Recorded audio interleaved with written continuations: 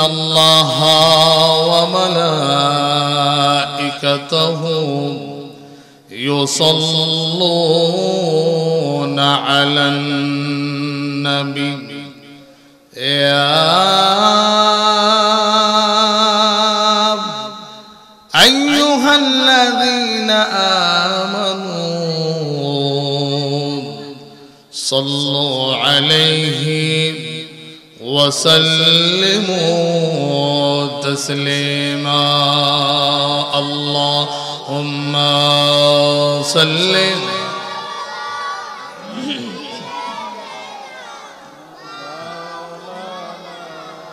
محمد وعلى آل سيدنا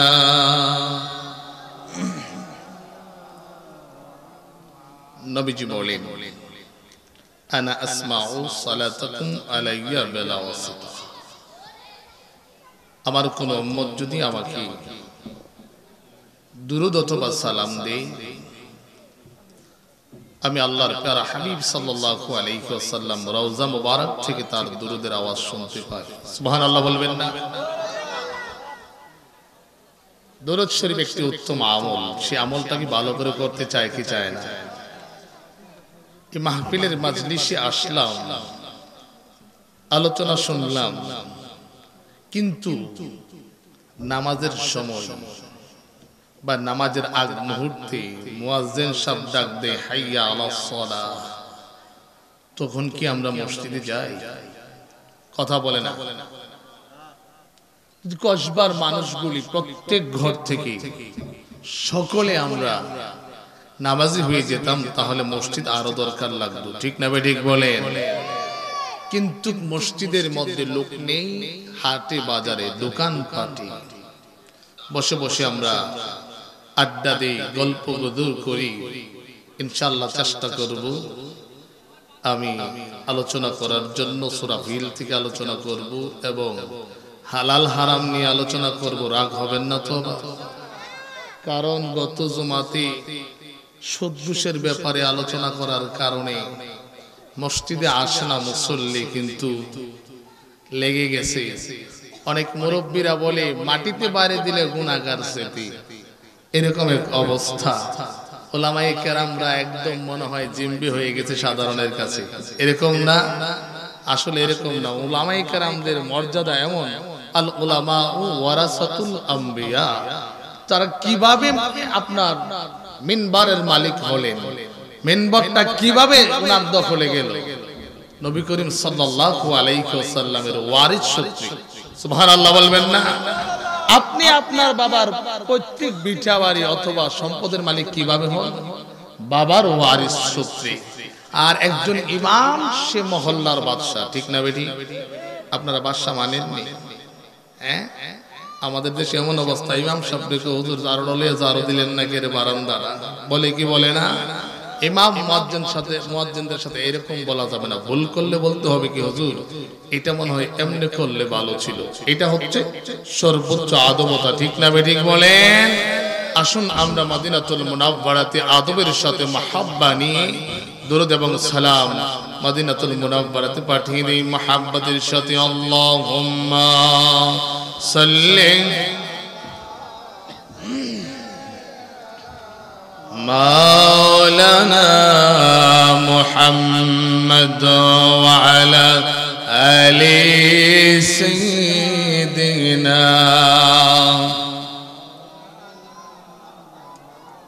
ভুলে ভরে গেছে জীবনের খাতা ভুলে ভুলে ভরে গেছে জীবনের খাতা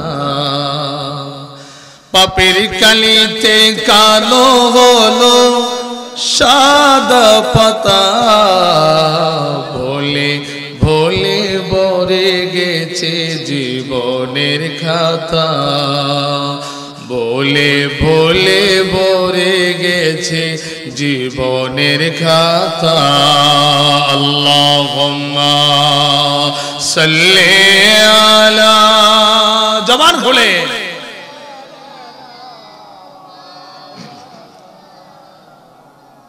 ও وعلى آل سيدنا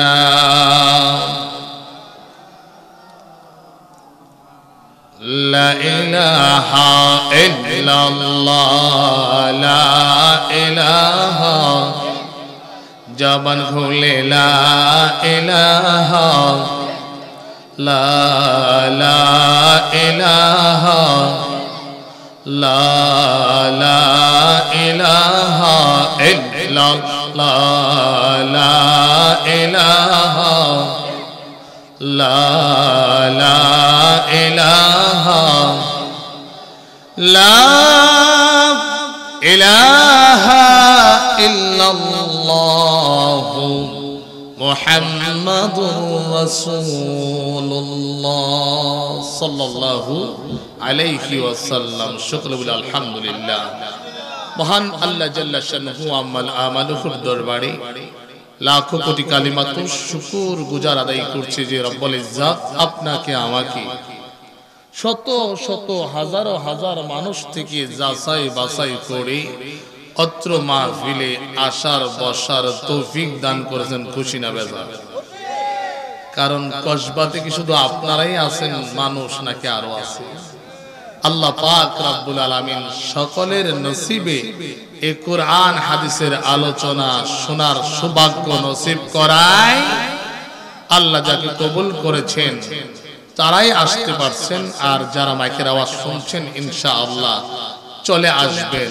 লক্ষ কোটি দুরুদ এবং সালাম পেশ করছি আকা ইমানদার তাজদারে মদিনা হুজুর পুর নূর সাল্লাল্লাহু আলাইহি ওয়াসাল্লামের কদম মোবারকে।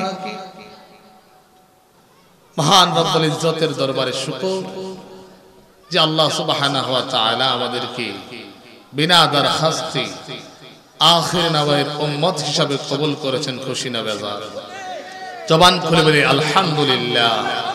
প্যারা হাজিরিন, আসলে আমি এখানে অনেক উলামায়ে কেরামগণ উপস্থিত আছেন, আমি সেই দিকে না গিয়ে একদম ডাইরেক্ট আলোচনায় ঢুকে যাই।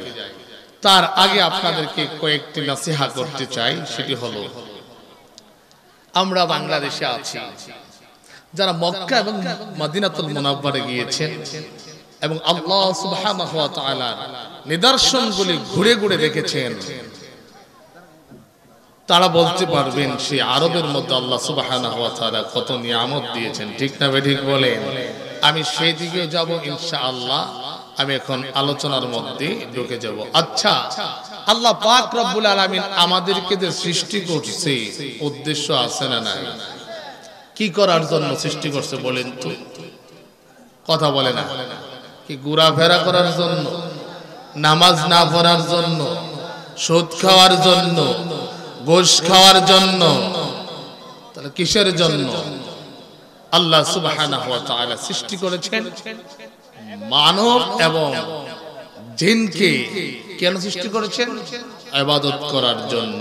এবার আপনারা সাক্ষ্য দিবেন, দুইটা হাত উঁচু করে করেন তো। কে দিয়েছেন? কে দিয়েছেন? হাত নামান। জবান দিয়েছেন কে? জিহ্বা দিয়েছেন কে? দেহ দিয়েছেন কে? সৌন্দর্যতা দিয়েছেন কে? আপনার কি আছে? কথা বলে না। আপনার কি আছে? কথা বলে না। কি আছে? কিছু নাই। তাহলে এবার বলেন, কিছু নাই ওই লোকটার বাহাদুরি কম আছে? কথা বলে না। বাহাদুরি কম আছে? বাহাদুরির কোনো কমতি নাই, ক্ষমতার কোনো কমতি নাই। আমি আলোচনা করব, আপনার সামনে আসতে হবে। গত বছর কিন্তু আলোচনা রাখা গেছিলাম, সে আপনার কুরআন এবং বিজ্ঞান সম্পর্কে আমি আলোচনা করেছিলাম, কিন্তু সে আলোচনা এই বছর সমাপ্ত করব। শুনতে রাজি আছি না নাই? আমি জানি এখানে অনেকে আমাকে চিনেন, গত বছর আলোচনা করেছিলাম। আল্লাহ সুবহানাহু ওয়া তাআলা এই দুনিয়ার জমিনে যুগে যুগে অনেক বাদশাদেরকে আল্লাহ সুবহানাহু ওয়া তাআলা এই দুনিয়ার জমিনে পাঠাইছে। বাদশা দুই প্রকার। কত প্রকার? কথা বলে না। কত প্রকার? কি বাবা, গত 15-20 বছর তো মিছিল মিটিং করতে পারেন নাই, এজন্য কি কণ্ঠ দুর্বল হয়ে গেছে? এখন পারবেন। আপনারা আমার সাথে বলবেন বাদশাহ কত প্রকার? একটা হচ্ছে জালেম বাদশাহ, আর একটা হচ্ছে ইমানদার বাদশাহ। সুবহানাল্লাহ বলবেন না? ইমানদার বাদশাহ কে ছিল? ইমানদার বাদশাহ ছিল ইসলামের দ্বিতীয় খলিফা আল্লাহর প্যার হাবিব সাল্লাল্লাহু আলাইহি ওয়াসাল্লামের প্রখ্যাত সাহাবী হযরতে ওমর ফারুক রাদিয়াল্লাহু তাআলা আনহু ইসলামের দ্বিতীয় খলিফা।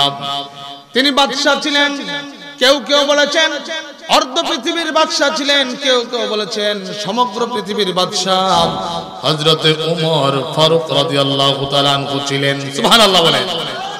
আবার বাদশার মধ্যে উতবা সাহেবা, ফেরাউন, কারুন, আবু জাহেল ওরাও কিন্তু বাদশা ছিল। ঠিক না বেঠিক বলেন? এই দুই বাদশাহের মধ্যে পার্থক্য আছে না নাই? আছে না নাই? জবান খুলে বলেন আছে না নাই? কেমন পার্থক্য? আজকে আপনাদেরকে আমি কয়েকটা আলোচনা শোনায় যেতে চাই। মক্কাতুল মুকাররমাতে যখন গেলাম, যাওয়ার পর আল্লাহর বাইতুল্লাহ শরীফটাকে দেখার পর চোখ দিয়ে পানি চলে আসলো। আল্লাহ, তোমার বাইতুল্লাহ এত সুন্দর, আশেপাশে হাজারো হাজার মানুষ আল্লাহর সেই বাইতুল্লাহকে তাওয়াফ করছে।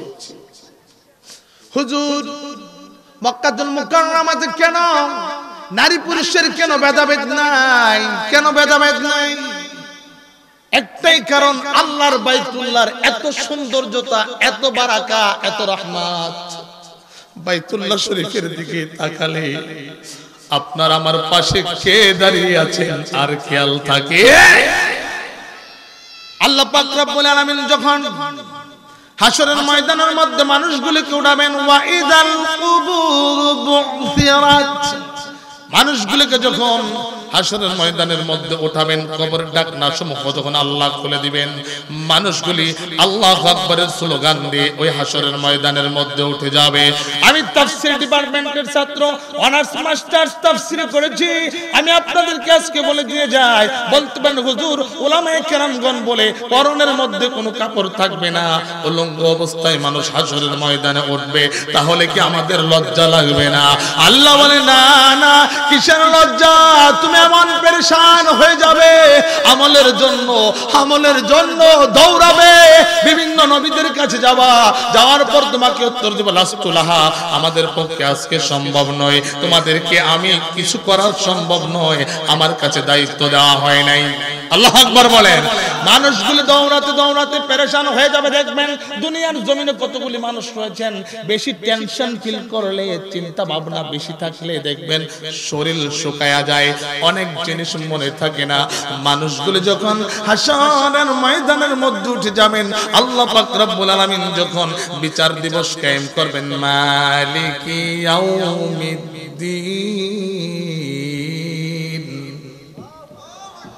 আছে না নাই? কোন সূরা? ফাতিহা পড়েন, নামাজের মধ্যে ফাতিহা পড়েন। মালিক ইয়াউমিদ্দিন, বিচার দিনের কথা আল্লাহ বললেন, কিন্তু তোমরা তো বান্দা বিচার দিবসকে অস্বীকার করে ফেলেছো। তুমি বিচার দিবসকে অস্বীকার করো না, তুমি ঈমানদার নয়। আল্লাহ পাক রব্বুল আলামিন বলে দিলেন, আমানতু বিল্লাহি ওয়া মালাইকাতিহি ওয়া কুতুবিহি ওয়া রাসূলিহি, আছে না নাই? আল্লাহ বললেন ওয়া মালাইকাতিহি, প্রথম বললেন কি? বলেন তো কি বলেছি? আমান বলেন না কেন? ঈমান আনয়ন কার প্রতি বললেন? আল্লাহর প্রতি। ওয়া মালাইকাতিহি,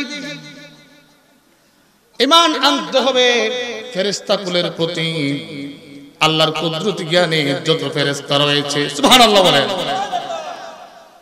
ওয়া কুতুবিহি, কিতাবের বহুবচন কুতুবিহি। আমাদের কুরআনের আগে তাওরাত, ইনজিল, জাবুর যে কিতাবগুলো এসেছেন সবগুলি সত্যায়িত হয়েছে কুরআনুল কারীমের মাধ্যমে। সুবহানাল্লাহ বলেন। এত বারাকা কুরআনের মধ্যে আল্লাহ সুবহানাহু ওয়া তাআলা দিলেন। কিন্তু আমাদের দ্বারা দুই নাম্বারই কেন হয়? আমরা একে অপরকে কেন আক্রমণ করি, কেন হত্যা করি, কেন সুদ খাই, কেন ঘুষ খাই, কেন সিম চুরি করি? আছে না নাই? কসবা সিম চুরি আছে না নাই?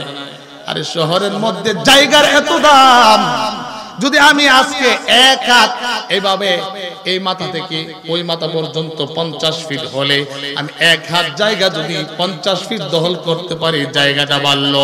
আল্লাহ পাক রব্বুল আলামিন বান্দারে আমি তোমাদেরকে বলে দিলাম, ওয়ালি কুল্লি ইনসানান আলজামানাহু তাইরাতুকুম ফি উনুকি, মৃত্যুর পর তোমাদের কবরের মধ্যে আসতে হবে। দুনিয়ার জিন্দেগি যখন তোমাদের শেষ হয়ে যাবে, দুনিয়াতে থাকার একটা সেকেন্ডের কোনো অধিকার। আপনি এক হাত উসারে নিয়ে গেলেন, 50 ফিট লম্বা অনেক জায়গা নিলে আপনি খুশি, আল্লাহ তো আসো। যারা সিম চুরি করবে, যারা জায়গা বাড়াবে, এতিমের হক মেরে খাবে, অন্যের হক মেরে খাবে, আল্লাহ সুবহানাহু ওয়া তাআলা তাদের কবরকে সংকীর্ণ করে দিবেন। আর তাদের জন্য রয়েছে কি, ওয়া ইন্নাল ফুজ্জারা লাফি জাহিম। তুমি খারাপ কাজ করেছো, তোমার জন্য আল্লাহ সুবহানাহু ওয়া তাআলা খারাপ প্রতিদান দিবেন। এইটা খারাপ প্রতিদান দিবেন, জাহান্নামের মধ্যে আপনাকে আমাকে নিক্ষেপ করা হবে। ঠিক না? ঠিক বলে।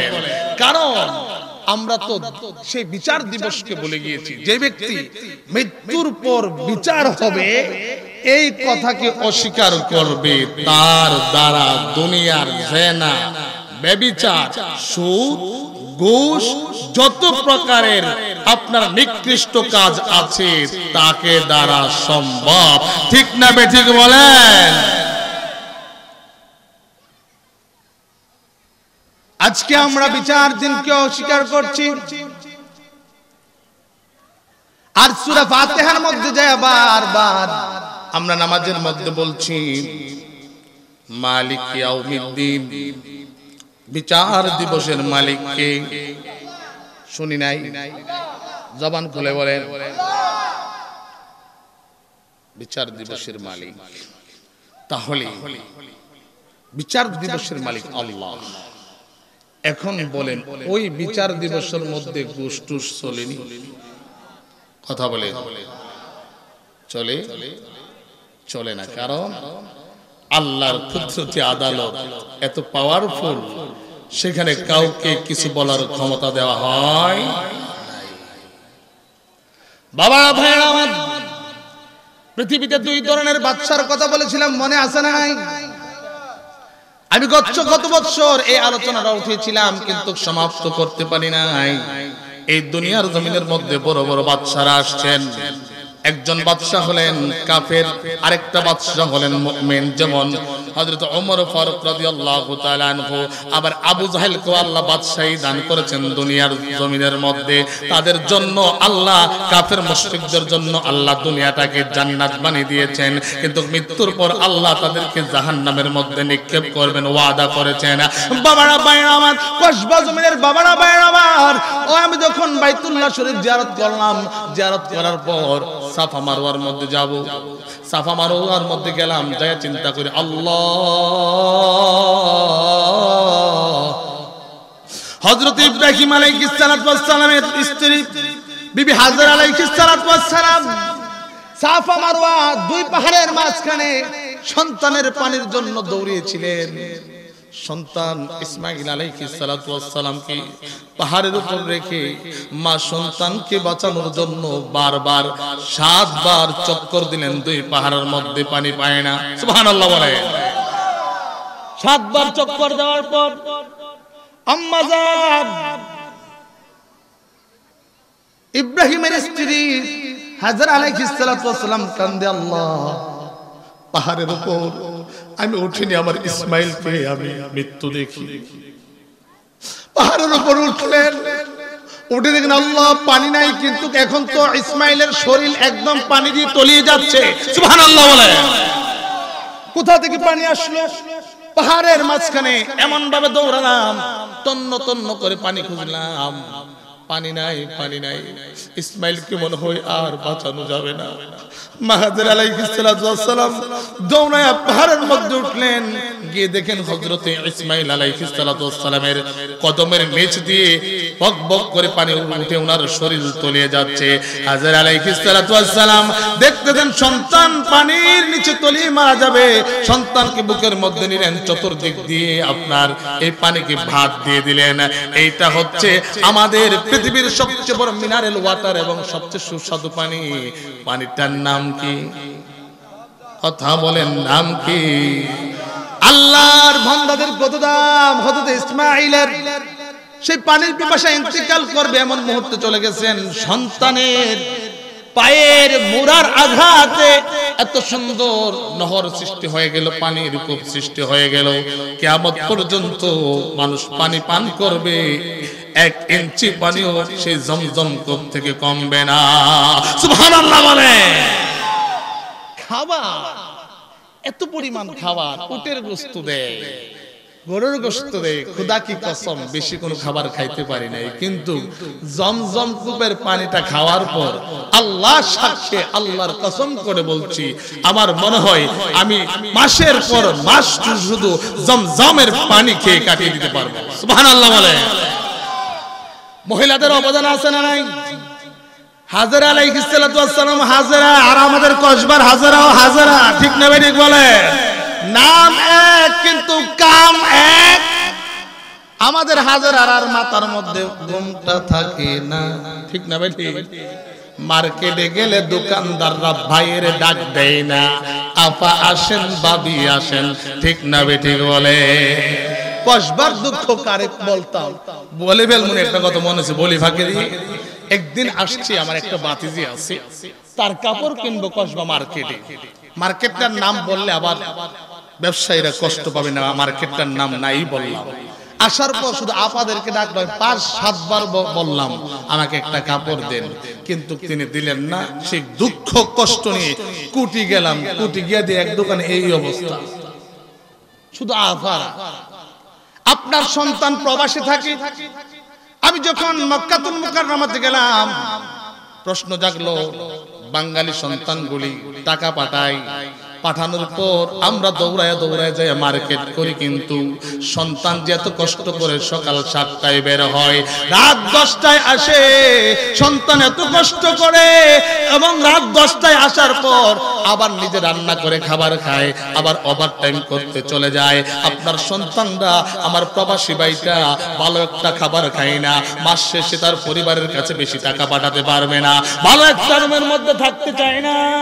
তার একটাই কারণ, আপনার ভালো রুমের মধ্যে থাকলে বেশি খরচ হবে, তার পরিবারের কাছে বেশি বেশি টাকা পাঠালে তার পরিবারের সকলে খুশি হয়ে যাবে। সুবহানাল্লাহ বলে। এই পরিবারের খুশির জন্য, পরিবারের খুশির জন্য কি করলেন? সে নিজের আরাম আয়েশকে বিসর্জন দিলেন। কিন্তু আমরা, আমাদের হাজারারা কি করে? মার্কেটে গিয়ে যা ইচ্ছা তাই করে বেপরদা ভাবে চলাফেরা করে, ঠিক না বেঠিক বলেন? একজন মহিলা দৌড়ালেন সাফা এবং মারওয়া পাহাড়ের মাঝখানে, কিয়ামত পর্যন্ত উম্মতে মুহাম্মাদীর সাফা মারওয়া সাই করা ওয়াজিব হয়ে গেল। ওখানে গেলে আপনার হাঁটার বিধান নাই, খুশি দৌড়ানোর বিধান রয়েছে। সুবহানাল্লাহ বলবেন না? বলতেছিলাম, আমি এখন আলোচনায় ঢুকি নাই, কিছু নজির আপনাদেরকে দিয়ে যাই। এবার আসুন, সাফা মারওয়া যখন আমরা সাই করলাম, এরপরে মানুষগুলি বলে, হুজুর আবু জাহেলের বাড়িটা কোথায়? কেন? হুজুর শুনেছি উলামায়ে কেরামগণ বলেছেন আবু জাহেলের বাড়িতে নাকি শুধু টয়লেটে ভরপুর। আল্লাহু আকবার বলতেন না? গেলাম সাফা মারওয়া সাই করে, সেখানে গেলাম, যাওয়ার পর মুরব্বী লোকগুলি বলে, হুজুর আবু জাহেলের বাড়িতে কি পায়খানা করবো না? আমি বললাম, হ্যাঁ করবেন। কতবার করবেন? যতবার আসেন ওয়াক্তে ওয়াক্তে করবেন। গেলাম, যাওয়ার পর দেখি মানুষ তো প্রস্রাব পায়খানা করে করে ওই বৈশা বৈশা দেয়ালের মধ্যে লাথি দেয়, আবার থু থু দিতে যান। আরে আল্লাহর বান্দারা রে, তোরা এত আল্লাহর পাগল রাসূলের পাগল যে আপনার বাথরুমে গিয়া ও বসতাছে না, প্রস্রাব পায়খানা করে বসে না, আবার লাতিও দেয়, থুতুও ফেলা। তার কি কারণ? সে দুশমনি করেছে আল্লাহর নবীর সাথে। এই কারণে তার বাড়িতে কি টয়লেট নির্মাণ হয়েছে, কিয়ামত পর্যন্ত মানুষ পায়খানা করবে। ঠিক না ঠিক বলে?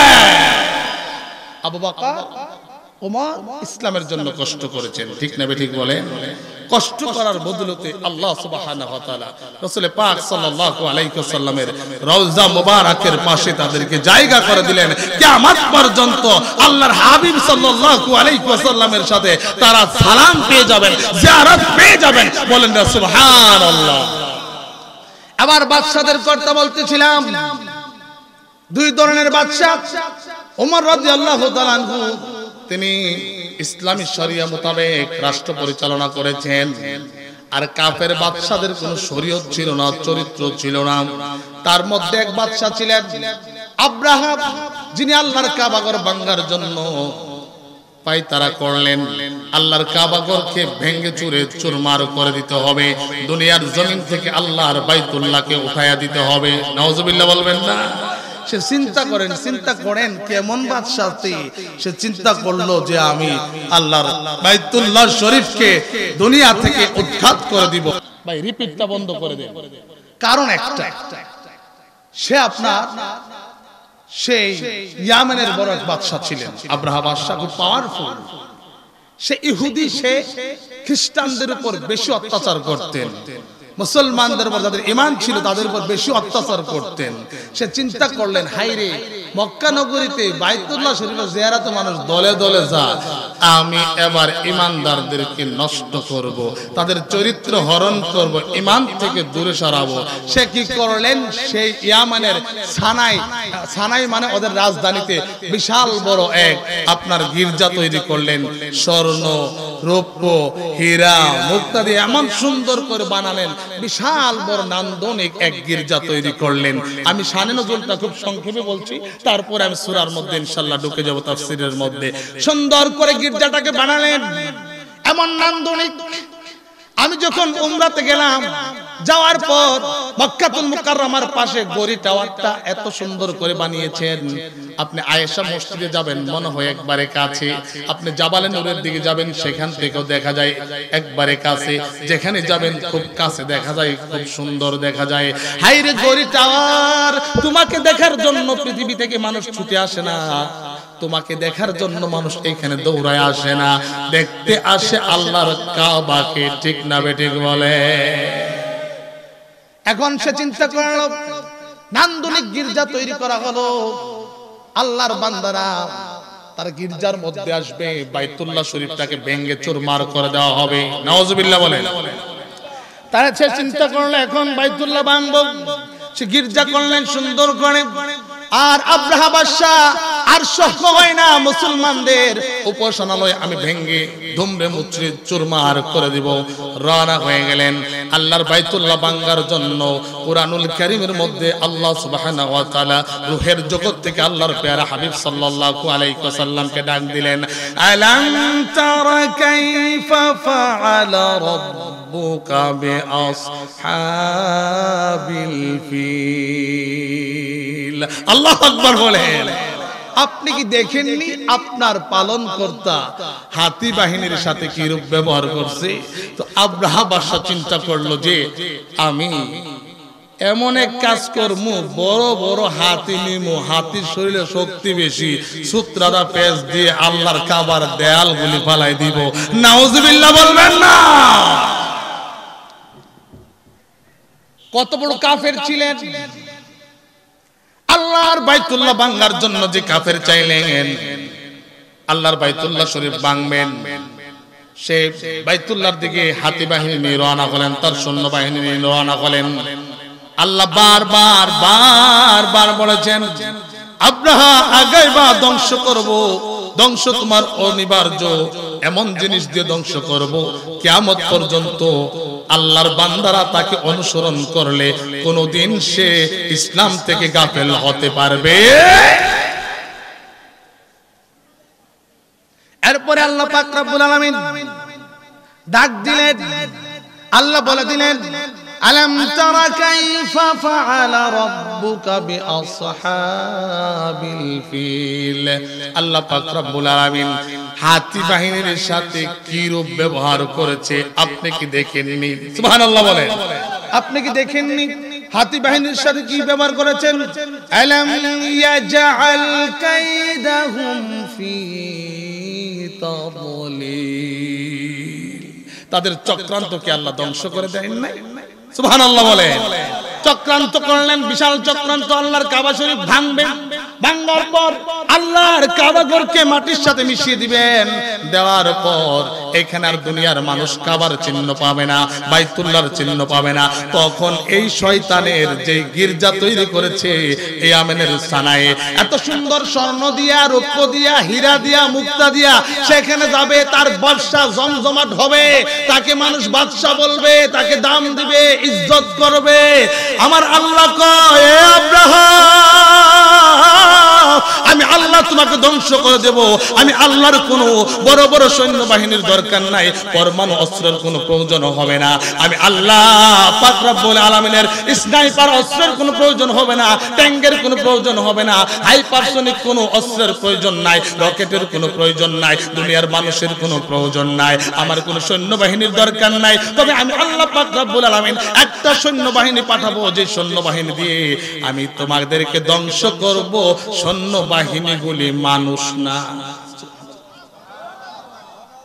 এগুলি কি? আর এগুলি কি বলেন তো? জবান খুলে বলেন কি? পাখি। পাখিগুলি কি পাখি?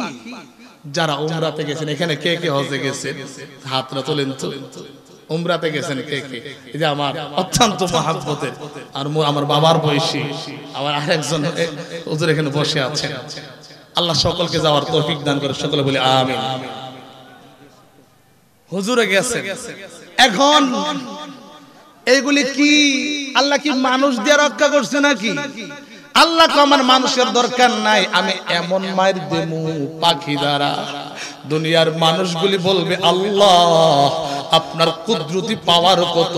আপনি আব্রাহা বাদশাকে একটা মানুষের প্রয়োজন লাগালেন না, আপনি কোন পরমাণু অস্ত্র ব্যবহার করালেন না, কোন সৈন্যবাহিনী ভিত্তি করলেন না, কিন্তু এমন এক সৈন্যবাহিনী পাঠাইছেন আব্রাহা বাদশা কল্পনা করতে পারলেন না। তাকে এমন ফিডাইব, দোলের সাথে মিশিয়ে দিব, আল্লাহ পাখি দ্বারা কল্পনা করতে পারে নাই। আল্লাহ পাক রব্বুল আলামিন বলেন ওয়া আরসালা আলাইহিম তায়রান আবাবিল। আল্লাহ তাদের উপর নাজিল করলেন যাকে যাকে পাখি। সুবহানাল্লাহ বলে, আসতে হবে না, মহব্বতের সাথে সুবহানাল্লাহ বলবেন। এখন আল্লাহর কাবা শরীফের অতি নিকটে পৌঁছে গেলেন। যাওয়ার পর আমার আল্লাহ ডাক দেন পাখিগুলি, রে পাখি তোরা কই রে? কসবার ভাষায় বললাম, তোরা কোথায়? আমি আল্লাহ পাক রব্বুল আলামিন সাথে সাথে ডাক দিয়ে দিলাম ওয়া আরসালা আলাইহিম তায়রান আবাবিল। আল্লাহ তাদের উপর নাজিল করলেন যাকে যাকে পাখি। পাখিগুলির কাজ কি? আল্লাহ তো এখন পাখি ডাক দিছে, পাখিগুলির কোনো কাজ আছে না? নাই। আল্লাহ কি এমনি ডাক দিছে নাকি? এমনি এমনি ডাক দেন পাখি, তোমাদের দ্বারা আমি একটা কাজ করব, তোমাদেরকে আমি যখন হুকুম করব তোমরা একটা কাজ করবা। পাখিগুলি অপেক্ষায়, আল্লাহ আপনি মহান, আল্লাহ আপনি রব, আল্লাহ আপনি আমার সৃষ্টিকর্তা, পালনকর্তা, আল্লাহ আপনি রিজিকের ব্যবস্থা করে দেন। আপনি যখন বলবেন, ডাক দিবেন, যে হুকুম করবেন, আমি পাখি হুকুম আদায় করতে বাধ্য থাকিব। সুবহানাল্লাহ বলে। এখন পাখিগুলির আল্লাহ ডাক দেওয়ার পরে পাখিগুলি এমন ভাবে উড়াল দিছে, দিয়ে আকাশের উপরে আইছে। আসার পর পুরাটা আকাশ কালো হয়ে গেছে, আপনার আবাসার আসমান দেখে না। সুবহানাল্লাহ বলে। কিরে অন্ধকার নাইমে আসতেছে, কি অবস্থা খাইছে রে? লক্ষণ বালানা ফিরা মনে যাইতে পারতাম না। আজ এই পাখি আইছে, যদি মাথা বরাবর ঠুকুর দে, এর উপরে বাসার কোনো উপায়। পাখিগুলি এমন পাখি, আমি আয়াতটা পরে টানছি। কেমন পাখি? মক্কাতুল মুকাররমাতে যাওয়ার পর প্রথম দিন হুজুর বাইতুল্লাহ শরীফ পরিষ্কারের কাজ করে ব্যারিকেড দিল হাজর আসওয়াদের সামনে। আমি আল্লাহরে ডাক দিই, আল্লাহ তোমার গোলাম কি হাজরে আসওয়াদে চুমু দিতে পারবে না? আল্লাহ তুমি চুমু দেওয়ার ব্যবস্থা করে দাও। আমার বড় ইচ্ছে, বাংলাদেশ থেকে আসছি, আল্লাহ চুমু দিতে বড় ইচ্ছা। সকালে গেলাম, পারলাম না। চিন্তা করলাম আমি গোলাম আহমদ এবার এশারের পরে যাব, লোক কম হবে। পারলাম না, কারণ লোক কমতি নাই, লোক ঠিকই আছে। আবার চিন্তা করলাম এবার কাজ হইব রাত 1টা বাজে যাই, এবার দিতে পারবো, কারণ 1টা বাজে ঘুমাইবো। আল্লাহ কয় হ খুব ভালো হইছে, তুমি হুদ্দা 1টা বাজে যাও না বাইতুল্লাহ শরীফ, আর যাও না। নাই গেলাম 1টা বাজে, গিয়ে দেখি অন্যান্য সময় থেকে আরো বেশি লোক। সুবহানাল্লাহ বলে। শুধু মানুষ নয়, সেই 1500 বছর আগের আবাবিল পাখিগুলি পর্যন্ত আল্লাহর বাইতুল্লাহ জিয়ারতের মধ্যে নেমে গেছে। সুবহানাল্লাহ বলে। ছোট ছোট পাখিগুলি বাইতুল্লাহ শরীফের মধ্যে নেমে গেছে। 2 জন হাজী সাক্ষী। সানসরা পাখি চিনেননি আপনারা? চিনে থাকে ঘরের কোণে, তারা ঘরের কোণে মানুষের বাসা বেঁধে দেয়, তারা অন্যের বাসায় থাকতে খুব পছন্দ করে, ঠিক না ঠিক বলে? এই পাখিগুলো ঠিক সানসারার মতো, হয়তো আর একটু ছোট হতে পারে বা টুনটুনি পাখির সমান হতে পারে। এই পাখিগুলি 1500 বছর আগে, 1500 বছর আগে নয়, আরো অনেক আগে আল্লাহর প্যারা হাবিব সাল্লাল্লাহু আলাইহি ওয়াসাল্লামকে আল্লাহ যখন রূহের জগৎ থেকে ডাক দিলেন, তার বহু বছর আগে, আজ থেকে প্রায় 3.5 থেকে 4000 বছর আগের ঘটনা। সুবহানাল্লাহ বলেন। এমন ভাবে আল্লাহ পাক রব্বুল আলামিন পাখিগুলোকে ডাক দিলেন, দেওয়ার পর তারা আকাশ পথে গেলেন। ছোট একটা পাখি, ছোট একটা পাখি, তার কি বা ক্ষমতা আছে? তার কি ক্ষমতা আছে বলেন তো? একটা টুনটুনি পাখি যদি পাথর নেয়, এইটা কি ছোট একটা পাথর নেবে না বড় পাথর নেবে বলে? ছোট একটি পাথর মনে করেন মসুরের ডালের সমান বা তার চেয়ে বড় হতে পারে। আল্লাহ পাক রব্বুল আলামিন যখন হুকুম করলেন, করার পর পাখিগুলি আকাশ পথে গেলেন। ওয়া আরসালা আলাইহিম তায়রান আবাবিল, যাকে যাকে পাখি আল্লাহ তাদের উপর নাজিল করলেন। তারমিহিম বিহিজারাতিন মিন সিজিল, তাদের কাজটা কি? তারা আকাশ পথে উঠলেন। আব্রাহা বাদশার সৈন্যবাহিনীর মাথা বরাবর গেলেন। যাওয়ার পর দূর থেকে আস্তে করে পাথরটা ছেড়ে দেয়। দেওয়ার পর আব্রাহা বাদশার সৈন্যবাহিনীর মাথা দিয়ে পাথরটা আপনার বিন্দে এবং কলিজা নারী বুড়ি বেদ করে নিচ দিয়ে বের হয়। সুবহানাল্লাহ বলে। আল্লাহ এত পাওয়ার বৃদ্ধি করে দিলেন এই পাথরগুলিকে, যে আকাশ থেকে ছেড়েছেন মুহূর্তের মধ্যে মাথার মধ্যে পড়ার পর। আর দুনিয়ার বুলেট, এবার দেখেন না বুলেট ব্যবহার হয়েছে, মাথার খুলি বেদ করে অন্য দিক দিয়ে বেদ করে আরেকজনের শরীর বেদ করে দেয়াল পর্যন্ত ফুটা হয়ে গেছে, ঠিক না ঠিক দেখেছেন কিনা আপনারা? কিন্তু আল্লাহ এমন পাওয়ার, দুনিয়ার বুলেট না, যে আল্লাহর কুদরতি বুলেট ফালাইছে একদম মাথার চারা মারা ছিদ্র করে, মস্তিষ্ক ছিদ্র করে, গলার দূর ছিদ্র করে, নারী বুড়ি কলিজা ছিদ্র করে একদম নিচ দিয়ে বের করছে। সুবহানাল্লাহ বলবেন না? এবার বলেন, সে তো এত বড় একটা বাদশা, আল্লাহ মারছে কি দিয়া? পাখি দ্বারা। কি দ্বারা? কথা বলেন না, কি দ্বারা? পাখি দ্বারা মারলেন আল্লাহ। দুনিয়ার কোন মানুষের প্রয়োজন হয় নাই, পাখি দ্বারা ধ্বংস করলেন এত বড় একটা বাদশাকে। আর আপনি আমি অপরাধ করতে করতে করতে করতে, গুনাহ করতে করতে, অত্যাচার করতে করতে এমন হয়ে গেলাম, আল্লাহ পাক রব্বুল আলামিন বান্দার প্রতি যখন গুসা হয়ে যায়, রাগ হয়ে যায়, এই দুনিয়ার শেষ জামানার মানুষের জন্য একটা রূপ দিছে করুণা। ছিল কি ছিল না?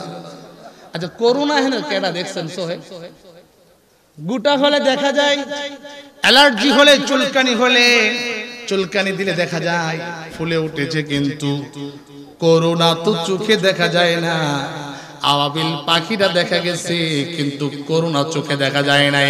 তোদের অপরাধের মাত্রা এত বেশি, এমন রোগ দিয়ে দিলাম যা দ্বারা তোমাদেরকে ধ্বংস করার জন্য আমি আল্লাহ পাক রব্বুল আলামিন রোগ সৃষ্টি করে দিলাম। এই করুণাকে চক্ষু দ্বারা দেখা যায়।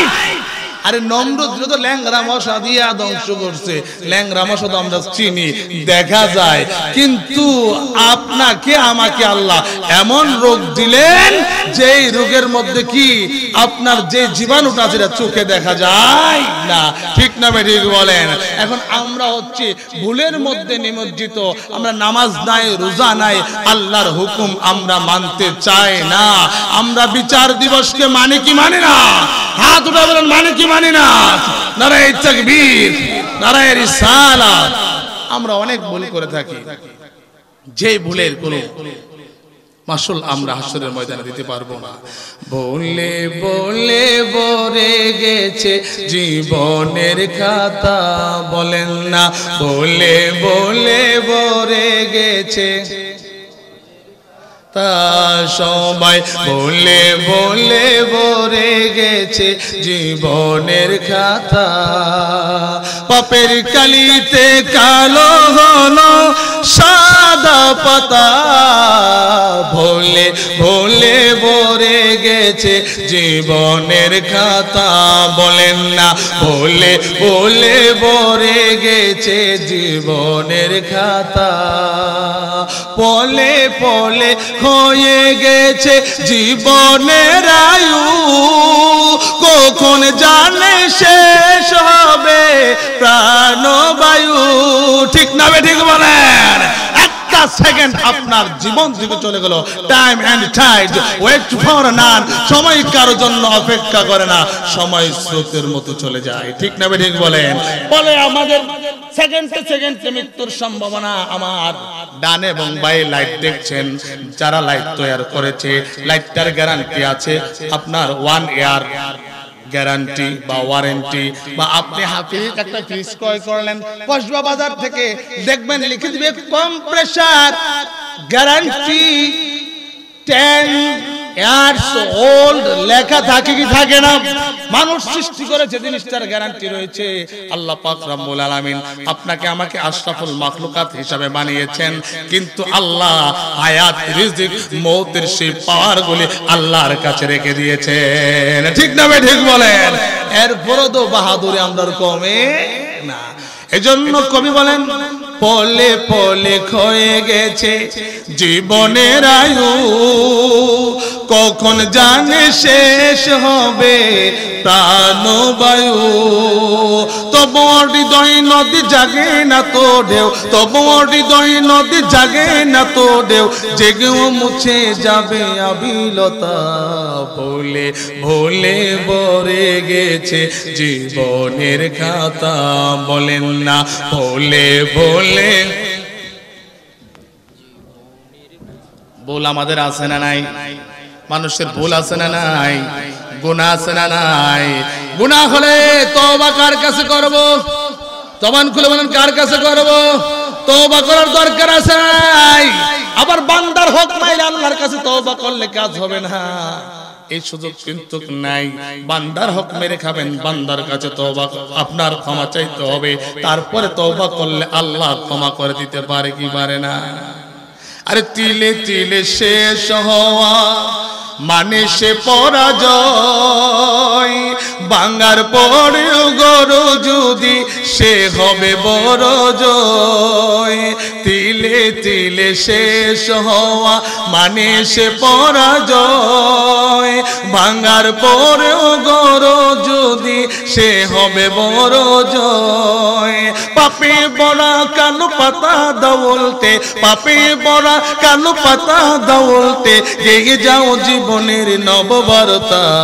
ভোলে ভোলে ভরে গেছে জীবনের খাতা, সবাই ভোলে ভোলে ভরে গেছে জীবনের খাতা। পাপের কালিতে কালো হলো সাদা পাতা, ভোলে ভোলে ভরে আলাই রব্বিকুমা তুকাযিবান।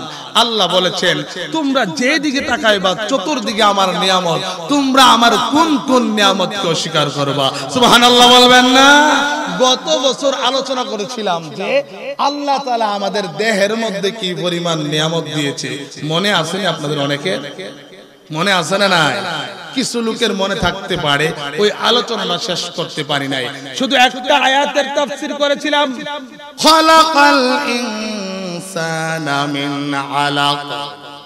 আল্লাহ বললেন দুনিয়ার মানুষেরা রে, আমি তোমাদেরকে সৃষ্টি করেছি রক্তপিণ্ড হতে। সুবহানাল্লাহ বলেন। আচ্ছা বাবারা ভাইরা একটু বলেন তো, পৃথিবীর কোন বিজ্ঞানী আসেনি রক্ত থেকে মানুষ বানাবে? কথা কই না। সূত্র হচ্ছে সায়েন্টিফিক্যাল কোরআন। ডক্টর নাসিরউদ্দিন সাহেব এত সুন্দর রেফারেন্স টেনে কুরআনুল কারীমের আয়াতগুলিকে এনে উঠালেন, ব্যাখ্যা টানলেন, এই আয়াতটাকে উঠালেন। পৃথিবীর মানুষগুলি দুনিয়ার বিজ্ঞানগুলি দেখলে আশ্চর্য হয়ে যায়, ঠিক না বেঠিক বলেন? এমন আশ্চর্য হয়ে যায়, হাইরে হাতের মধ্যে মোবাইল, দেশ ধ্বংস করলো মোবাইল, সন্তানদেরকে ধ্বংস করতেছে মোবাইল, ঠিক না বেঠিক বলে? এমন এক কারবার এর ভিতরে ঢুকাইছে বিজ্ঞানীরা, হুজুর মোবাইলটা দেন। কেমন কারবার ঢুকাইছে দেখেন, এই যে মোবাইলটা হুজুর রাত দিলে এখন একটা আপনার গ্রুপ চ্যাট বের হয়েছে, কনফারেন্সের মাধ্যমে কথা বলা যায় কি যায় না? আপনারা উত্তর দিতে হবে, যায় কি যায় না? যুবক ভাইরা কথা বলবেন, যায় কি যায় না বলেন?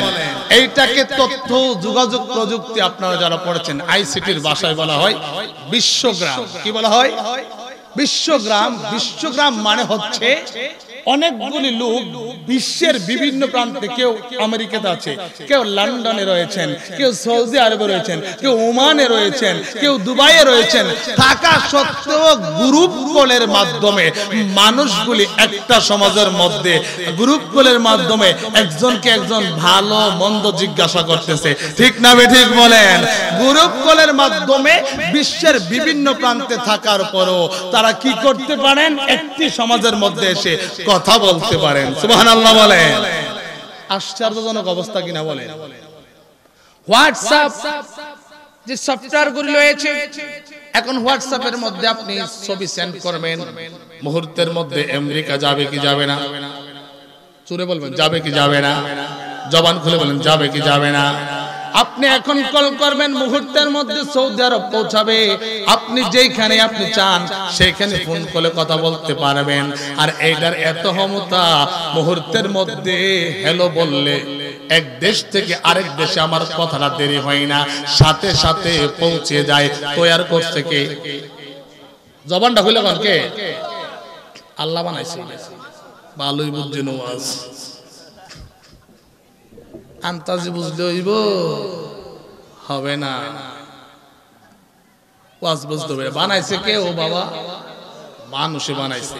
আর মানুষের তৈরি মোবাইল দেখে ওরে বাপ রে খাইছে আমার, কি যে এলাহি কাণ্ড, বানাইলো কেমনে? এমনও ঘটনা ঘটছে, আগের দিনের মানুষ ওই বিকাশ আসতে পারে, বিকাশে পিঠা ফাড়াই আম জামাইয়ের কাছে মালয়েশিয়া নিয়ে ফাতিল নিয়ে দূরে দোকানো, বাবা আমার এই পিঠাগুলি পাঠায় দেন। আরে পিঠা তো নাস্তা তো পাঠানো যায় না, টাকা বাড়ায় দেবো তারপরে পাঠায় দাও। আগের দিনের মানুষ এত সরল ছিল কেন? আমাদের ভালোবাসার বন্ধন সম্প্রীতি কেন ছুটে যাচ্ছে?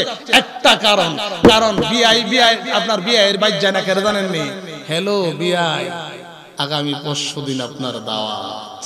কিন্তু আগের দিনে এইগুলি ছিল না, মোবাইল ছিল না, কিন্তু হাঁটি হাঁটি পা পা করে এখান থেকে ব্রাহ্মণবাড়িয়া হইলো বিয়ের বাইরে গেছে, গিয়া থাকছে একটা রাত্র, ঠিক না বেঠিক বলেন? আর দুই বিয়ের এমন আলোচনা জমলো, সারা রাত আলোচনা করে আপনার ফজরের নামাজ পড়ে আবার সকালে নাস্তা রাস্তা খাই আবার হাইটা হাইটা বাড়িতে আসছে। আর এখন এমন অবস্থা হয়েছে, 20 বছর দেহানা করলো সমস্যা নাই, হেলোর মাধ্যমে শেষ হয়ে যায়। এই হেলোর মাধ্যমে ভালোবাসা জন্মায় না, ফেস টু ফেস হলে চর্মচুক একজনকে আরেকজন দেখলে সবচেয়ে বেশি ভালোবাসার সৃষ্টি হয়, ঠিক না বেঠিক বলে? মোবাইল রে তুই কি করলি, মোবাইল রে তুই কি করলি, যে যখন ফ্যাক্সিলিটি আসলো মানুষ বুঝেই না কিভাবে টাকাটা আসে। চিন্তার কারণ আছে না নাই? আচ্ছা টাকাটা ঢুকালাম, এটা কেমনে ঢুকলো মোবাইলটার ভিতরে? কত মানুষ মোবাইল নিয়ে বইয়ে রয়েছে, টাকাটা বুঝি বাতাসে হেলে দুলে উড়ে উড়ে এসে মোবাইলে ঢুকবো, দেখবো, প্রশ্ন করে আই হাই রে মোবাইল নিয়ে বইসা রইলাম, টাকাটা কিভাবে ঢুকলো দেখলাম না। তাহলে কি পরিমাণ আশ্চর্য জিনিস এই ছোটটা, কম না বেশি বলেন তো? অনেক আশ্চর্যজনক জিনিস। আবার অনেকে গল্প করে হুজুর প্লেনটার মধ্যে 700-800 যাত্রী লয়, স্টিলের ধর্ম হচ্ছে, লোহার ধর্ম হচ্ছে, পানিতে ফেলাবেন নিচের দিকে যাবে, উপরের দিকে ফিনকা দিবেন নিচের দিকে আসবে, ঠিক না ঠিক বলেন? এত বড় স্টিলের তৈরি প্লেনটা হুজুর, এইটার সাথে এক একজনের সাথে 4টা-5টা করে লাকিস, 2টা করে লাকিস, মানুষও উড়ে। এটা কেমনে উড়াল দিয়া আপনার শুধু আপনার দাগের রেখাগুলো দিয়ে ম্যাপস দেখে দেখে আপনার এক রাষ্ট্র থেকে আরেক রাষ্ট্র পৌঁছে যায়। মানুষের ব্রেন দিয়ে বানাইছে, এইটার চিন্তা করে আমরা আমাদের সময় চলে যায়, এইটা আমরা চিন্তা করে বের করতে পারি না। আর আল্লাহ তাআলা আমাদেরকে এমন ভাবে বানাইছে, কত পার্টস আমরা দেহ দিছে, আমরা কি চিন্তা করছি? সুবহানাল্লাহ কইতে পার্টস আছে না নাই? আরে বাবা পার্টস কি বাবা আছে বলি। আপনারা যে মোটরসাইকেল যারা চালান দেখবেন ক্লাসের যে ইয়াটা আছে, স্প্রিংটা আছে, এটার সাথে একটা তেল আছে ভাই, তেল রাখে রেখো ভাই, তেল না থাকলে ক্লাসটা ঠিকভাবে ধরে না। আল্লাহ কয় বান্দাগুলিকে আমি এত সুন্দর করে বানালাম, সূরা 3-এর মধ্যে শুরুতেই বলেছেন এত সুন্দর করে বানালাম, সুতাম দেহের অধিকারী করলাম। তোমাদের ওই মোটরসাইকেলের মধ্যে তেল ঢোকাতে হয় তোমার ক্লাসটাকে ঠিক রাখার জন্য। আল্লাহ এত সুন্দর আঙ্গুলগুলিকে আমাকে বানিয়ে দিলেন। দেখেন বারবার সুন্দর করে ওপেন করি, আবার মোট করি, আবার ওপেন করলাম, মোট করলাম। আল্লাহ পাক রব্বুল আলামিন আঙ্গুলগুলির প্রত্যেক গাঁটের মধ্যে আল্লাহ কুদরতিভাবে তেলের ব্যবস্থা করে দিয়েছেন। সুবহানাল্লাহ বলে। এক পৃথিবীর কোন বিজ্ঞানী মোবাইল দেখে আশ্চর্য হয়ে গেলেন, আল্লাহ এত বড় নিয়ামত আপনাকে দিলেন। এটিকে বলা হয় প্লাজমা। কি বলা হয়? প্লাজমা বলা হয়। আঙ্গুলগুলি বাঁকা হয়ে যায়, হাঁটুটা কি সুন্দর বাঁকা হয়ে যায়, একটা নাট বল্টু লাগে না, ঠিক না বেটি? কসবা তারা কি নাট বল্টু লাগাইছেন? কে দিয়েছে বলেন? আরো জবান করে বলেন কে দিয়েছে? খলাকাল ইনসানা মিন আলাকের ব্যাখ্যা করছি, শুনেন বাবারা ভাইরা। আমি বলেছিলাম মানুষের ভিতরে আল্লাহ এত পার্টস দিয়েছেন। প্রথম বলেছিলাম আল্লাহ পাক রব্বুল আলামিন রক্তপিণ্ড হতে মানুষকে সৃষ্টি করেছেন। পৃথিবীর বিজ্ঞানীদেরকে যদি ডাক দেয়, আরে বিজ্ঞানী, বিজ্ঞানী রে, পৃথিবীর যত সমুদ্র রয়েছে, আটলান্টিক মহাসাগর, প্রশান্ত মহাসাগর, বঙ্গোপসাগর, ভারত মহাসাগর, লোহিত সাগর, আরব সাগর, যত সাগর রয়েছে, যত নদী নালা রয়েছে, টিউবওয়েলের পানিগুলিকে একত্র করে যদি আপনি একটা বিজ্ঞানীর সামনে উপস্থাপন করেন, এ বিজ্ঞানী ভাই একটা মানুষ তৈরি করে দেখান, পৃথিবীর কোন বিজ্ঞানী পারবে? শুনি নাই পারবে? জবান করবেন পারবে? তাহলে আমাদেরকে বানিয়েছেন কে? আল্লাহর শুকর আদায় করার দরকার আছে না? খুব আছে। ফজর রক্ত ঘুমাইবে, আসসালাতু খায়রুম মিনান নাওম, লেপ আরো টানে। কিন্তু আমরা দেখছি কিছু লোক আছে ফজর রক্ত ডাক দিলে সে আরো কি করে, ভালো হইছে আমারে ডাক দিছে, এখন ভালো হইছে, কম্বল না আরো গাজা দিয়া হতে, এরকম আছে না? না, এখন যদি ঘোষণা দেওয়া হয় সরকারের পক্ষ থেকে যে কসবা পুরাতন বাজারে প্রতিদিন রাত 3টা বাজে 500 টাকা করে প্রত্যেকের দেওয়া হইব, আপনার কি মনে হয় কসবার কোন সুডু বড় ঘর থাকবো? এমন বোঝায় পড়বো করে গাদা গুদারিরে কুল্লো কইরা লয়ে যাইব, তাই এখানে দাঁড়াই থাকবো লাইন। কারণ রাত্র 3টা বাজে গেছে গা, লাইন ধরতে হইব। কসবার লোক লাইন ধরতে ধরতে আপনার ত্রিপুরা পার হয়ে আগরতলা পার হয়ে যাইব গা, বাগার লাইন শেষ হবে না, ঠিক না ঠিক বলেন? আল্লাহর হুকুম হচ্ছে তুমি নামাজে যাইবা, নামাজ পড়তেই হবে। নামাজ না পড়লে মুসলমান এবং কাফেরের মধ্যে পার্থক্য আছে। বাইনাল আবদে ও বাইনাল কুফরে তারকুস সালাহ। যে ব্যক্তি নামাজ সে মুসলমানদের অন্তর্ভুক্ত হতে পারে? ইচ্ছে করে তরক করে এক সময় কুফরি করতে করতে তার ঈমান চলে যায়। ঠিক না ঠিক বলে? আপনি সরকার মনে করেন ডক্টর ইউনূস সাহেব ঘোষণা দিল, আর তার ঘোষণা শুনে এমন দৌড়াইলেন আপনি টাকার লাগা, টাকার পাগল। আল্লাহ বলছেন নামাজ পড়ার জন্য যিনি আমার সৃষ্টিকর্তা, আমার দেহের এই পার্টসগুলিকে নাট বল্টু ছাড়া যিনি সৃষ্টি করে দিলেন, এত বড় নিয়ামত দিলেন, তার আমাদের শুকর করার দরকার আছে না? এবার এই প্লাজমাগুলি আমাদেরকে কিভাবে কন্ট্রোল করে? আপনি সৌদি আরব যাবেন, এত বড় বিল্ডিং গুলি কে বানালো? আহারে ছোট ছোট হাত দিয়ে তুই কিভাবে বানালি এত বড় বিল্ডিং? সুবহানাল্লাহ বলেন। এত সুন্দর, রিমোট কন্ট্রোল নাই, ইচ্ছে হয়েছে বোতল ধরেছি, ইচ্ছে হয়েছে মোবাইল ধরেছি, আল্লাহরে কোনো বিল দিতে হয় না। মানুষের তৈরি মোবাইলটা রিচার্জ না করলে ঠুস। ব্রডব্যান্ড চালাবেন, ইন্টারনেট ব্যালেন্স শেষ, বন্ধ। ঠিক না ভাই? গাড়ি চালাবেন, তেল শেষ, গাড়ি লারবেন, গাড়ি চল। আপনার মতো লোকের কথা গাড়ি শুনবে, যাবে না তেল না বললে। আল্লাহ এমন ব্যবস্থা করে দিলাম মানুষকে যে তেল মেল কোনো কিছু লাগে না। আমি আল্লাহ কুদরতি তেল দিয়েছি, খাবার খাবি, তোর শরীরের মধ্যে ভিটামিন বাড়বে, রক্ত উৎপাদন হবে, আর শরীরের গাইরে গাইরে আমি আল্লাহ কুদরতি তেল ঢেলে দিলাম। বলেন না সুবহানাল্লাহ। আল্লাহ সুতান দেখের অধিকারী বানালেন। বানানোর পর আল্লাহ সুবহানাহু ওয়া তাআলা চেহারাটাকে এত সুন্দর করে মোটিভেশন করেছেন, এত সুন্দর করে আল্লাহ পাক রব্বুল আলামিন বানালেন। মানে চোখগুলিকে এমন একটা সুন্দর জায়গার মধ্যে ফিটিং করলেন। সুবহানাল্লাহ বলেন।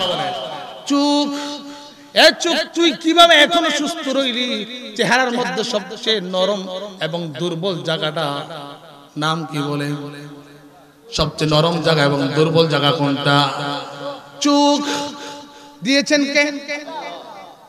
এটা যদি আমি আজকে গেলে ফেলি তাহলে নিয়ামত দেখবো না, দুনিয়ার কোনো দেখা যাবে। আল্লাহ পাক রব্বুল আলামিন এত সুন্দর করে বানালেন। খলাকাল ইনসানা মিন আলাকের ব্যাখ্যাগুলো আমি দিচ্ছি। এত সুন্দর করে বানালেন। আল্লাহ কয় তোর কপালটাকে আমি উঁচু করে দিলাম, কপালের উপর আবার একটু বরু দিয়ে দিলাম। সুবহানাল্লাহ। চুল আর দাড়ি এমন ভাবে বাড়ে, সপ্তাহ না হোক 15 দিন পরে কাটন লাগে কি লাগে না?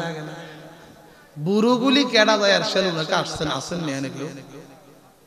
হ্যাঁ, এইটাও চুল, কিন্তু এটাকে আল্লাহ কয় এ বুড়ো তোরে দিছে একটা কাজের জন্য। আল্লাহ কাজটা কি? ও কপালটা যে উঁচা করে দিলাম, আমার বান্দার এই চুপটার মধ্যে ছোট ছোট দুলাবালা কণাগুলি পড়লে সে তো অন্ধ হয়ে যাইব। উপর থেকে পড়ব তখন এটি বাজ্যা থাকবোই বুড়োর মধ্যে। সুবহানাল্লাহ বলে। আবার দেখেন নাকের ভিতরে চুল আছে না নাই? অনেকে টাইনা সিরিয়াস। আমি এই সিরিয়াস কা নাকটা পরিষ্কার করে আমি পরিষ্কার দোকান আর বিফোরটাই কেনতেছো কে রে কি কারণ আগে বুঝো না? তুমি ওই যে যারা হলুদ মরিচ এরপরে আপনার গম ভাঙ্গা এই মেলের মধ্যে যাইও, গেলে আল্লাহর কুদরতরা বুঝতে পারবা। তো কুদরতরা কি আমি দেখবা? হেয়ার আর নাহের ভাই চাইলে মনে হয় যে মিনা রং দিয়া রাখছে মরিচ ভাঙ্গানোর সময়, এমন ভাবে পশমগুলির মধ্যে মরিচ আটকা। ঠিক না ঠিক বলেন? আল্লাহ কয় তুমি কেন চিরো? তোমার নাকটা যখন খোলা থাকবে, তুমি যখন অক্সিজেন নিঃশ্বাস তুমি ভিতরে নিবা, মস্তিষ্কের মধ্যে মরিচগুলো উঠে যাবে, ধুলাবালিগুলো উঠে যাবে। আমি আল্লাহ পাক রব্বুল আলামিন নাকের ভিতরে ফিল্টার ফিট করে দিলাম। এই অক্সিজেনটা এই পশমগুলি ফিল্টারিং করে ভিতরে ঢোকায়, আর ময়লাগুলি এই চুলগুলোর মধ্যে আটকে যায়। সুবহানাল্লাহ বলে।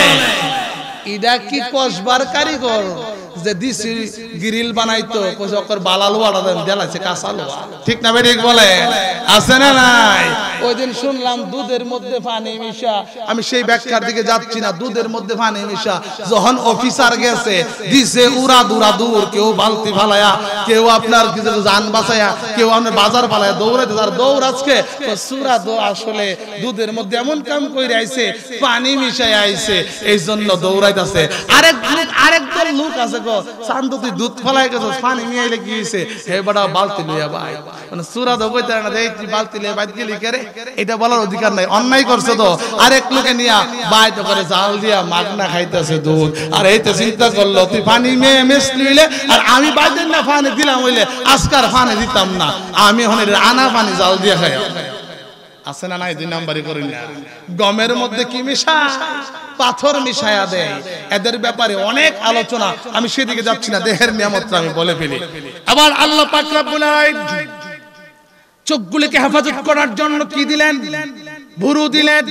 ছোট সময় যখন আমি হাঁটা শিখলাম, আমার বয়স যখন 1 বছর হয়ে গেল, আমি একটা দুইটা কদম দেওয়ার চেষ্টা করি, কদম দিলে হুসুট খাইয়া পড়ে যায়, জোরে চিৎকার করি, মা দুঃখিনী দৌড়া এসে সন্তানকে ধরলেন, কি হয়েছে বাবা?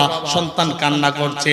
দেখতে পেলেন, মা দেখতে পেলেন সন্তানের কপাল দিয়ে রক্ত আসছে, নাক দিয়ে রক্ত আসছে, গাল দিয়ে রক্ত আসছে। আল্লাহ পাক রব্বুল আলামিন চেহারাটার মধ্যে চোখটাকে এত সুন্দর করে ফিটিং করে দিলেন। আল্লাহ পাক রব্বুল আলামিন কপালটাকে উচ্চ করা দেওয়ার পর আবার এই ভুরুগুলি ফিট করে দিলেন, নাকটাকে লম্বা করে দিলেন, সুবহানাল্লাহ বলেন, লম্বা করলেন, আবার গালটা দিয়ে এভাবে হাতটাকে উঁচু করে দিলেন, সুবহানাল্লাহ বলবেন না?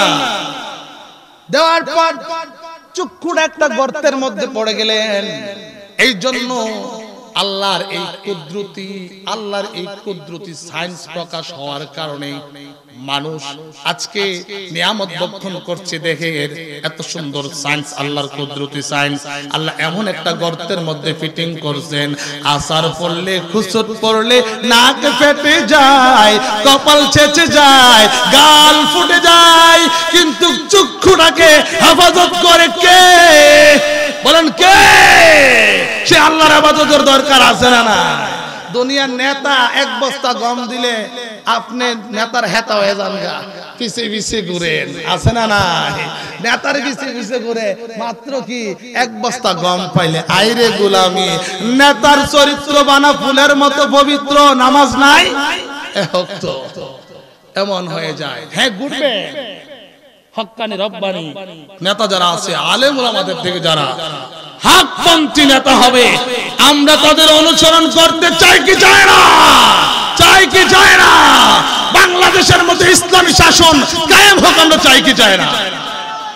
বাবারা ভাইরা, আমার কি নাতে রাসূল বলার জন্য বলতেছে 5 মিনিট নাকি আমাকে দেওয়া হয়েছে? ঠিক আছে, আপনি আলেম নিয়ে আসেন। তো বলতেছিলাম এবার আল্লাহ কত নিয়ামত দিয়েছে দেখেন।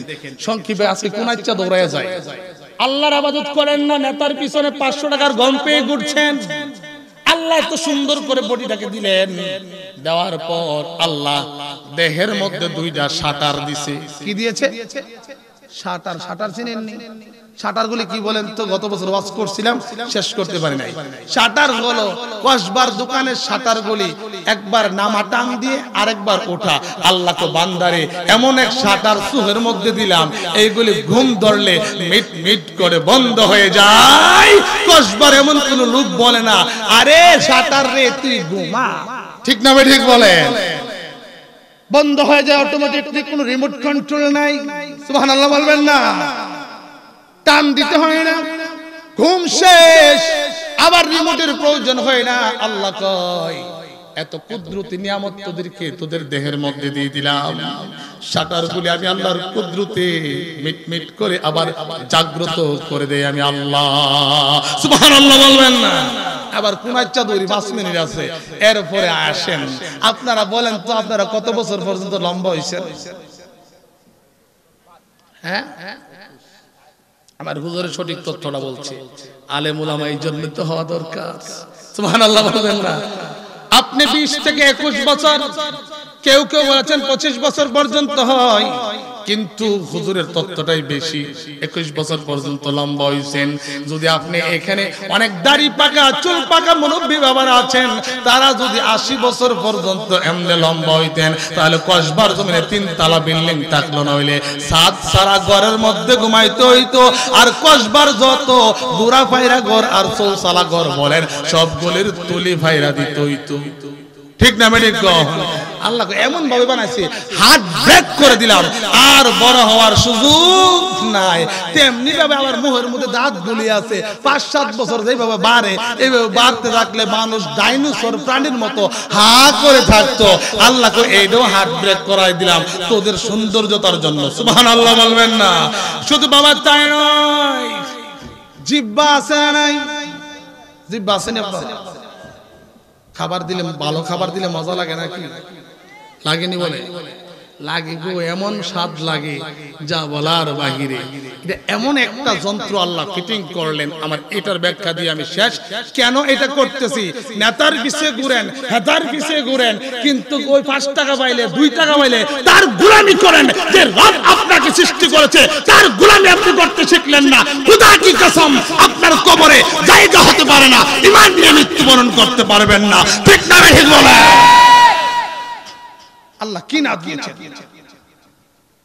আপনার জিহ্বাটাকে দিলেন, আমার হাতে কি বলেন?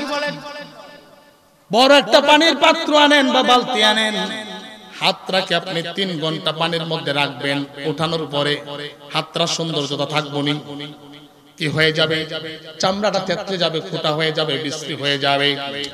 আমার আল্লাহ কয়, এ মানব জাতি, তোমাদেরকে এত সুন্দর করে আমি আল্লাহ বানালাম, জিহ্বাটাকে আমি মায়ের গর্ভ থেকে পানির মধ্যে ভাসিয়ে দিচ্ছি। সুবহানাল্লাহ বলে।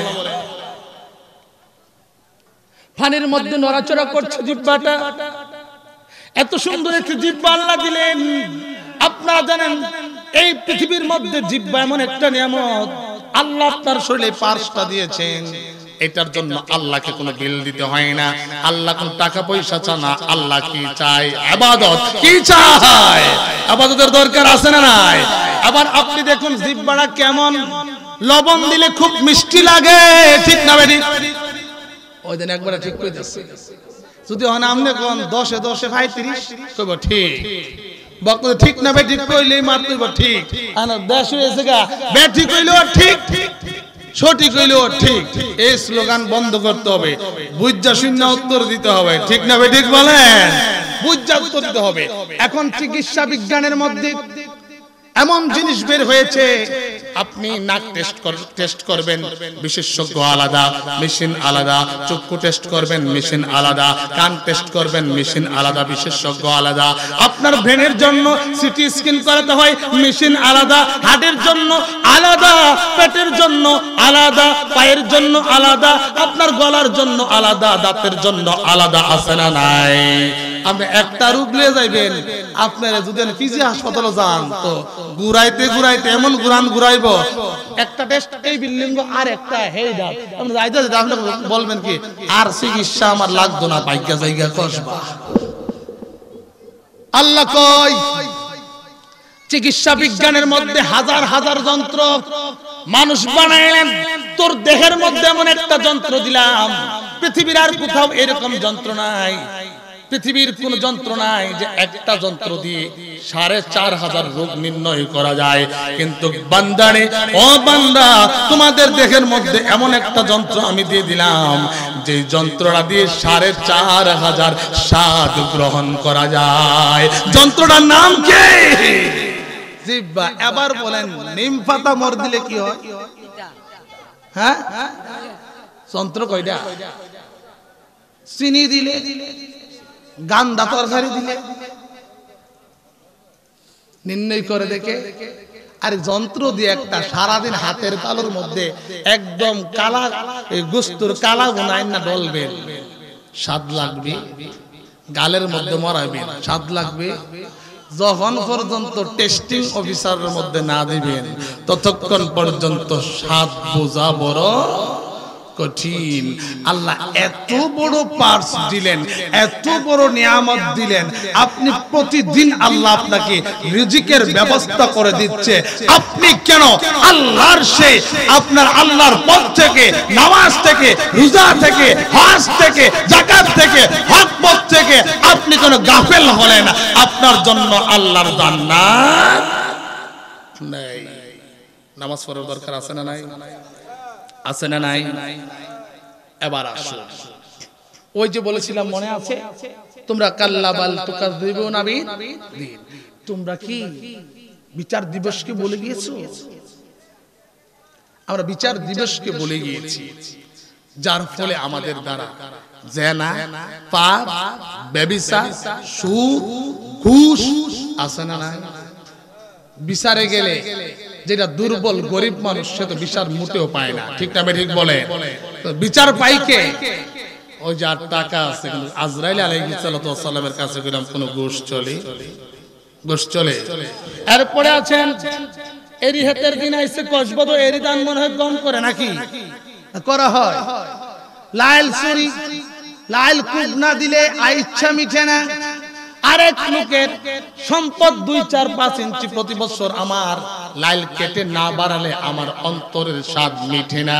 রাতের বেলা আমার সিম চুরি করে বাড়ির সীমানা না বাড়াইলে আমার শান্তি লাগে না। আল্লাহ পাক রব্বুল আলামিন বলেন, দুনিয়ার মানুষেরা রে, ও মানুষেরা, আমি আল্লাহ পাক রব্বুল আলামিনের কুদরতি নজরের বাহিরে কোনো কিছু নাই।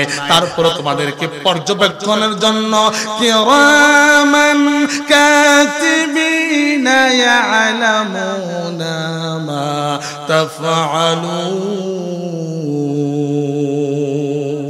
আল্লাহু আকবার বলি, কিরামান কাতিবিন, আমি আল্লাহর নজরের বাহিরে কোনো কিছু নাই। তাফসীরের মধ্যে দেখেছি কিরামান কাতিবিনের ব্যাখ্যার মধ্যে লিখেছেন সম্মানিত 2 লেখক। সুবহানাল্লাহ বলেন। কসবা দলিল লেখক আছে না নাই? আসেনি? দলিল লিখতে গেলে কি লেখে? তার আপনার বাবার নাম লেখেন, নিজের নাম লেখে, কেমনে ক্রয় করলো, কি করলো, বিভিন্ন বিবরণ দেওয়া হয়। আমার আল্লাহকে বান্দারি, ও বান্দা, তুমি যখন গোপন এবং প্রকাশ্যে আল্লাহর নাফরমানি করো, আমি তোমাদের এই নাফরমানি এবং ভালো কাজগুলি লিখে রাখার জন্য তোমাদের কাদের মধ্যে বসে দিলাম কিরামান কাতিবিন। আমি এই কাজদের মধ্যে বসিয়ে দিলাম সম্মানিত 2 লেখক। তাদের কাজকে, তাদের কাজ হলো ইয়ালামুনা মা তাফআলুন।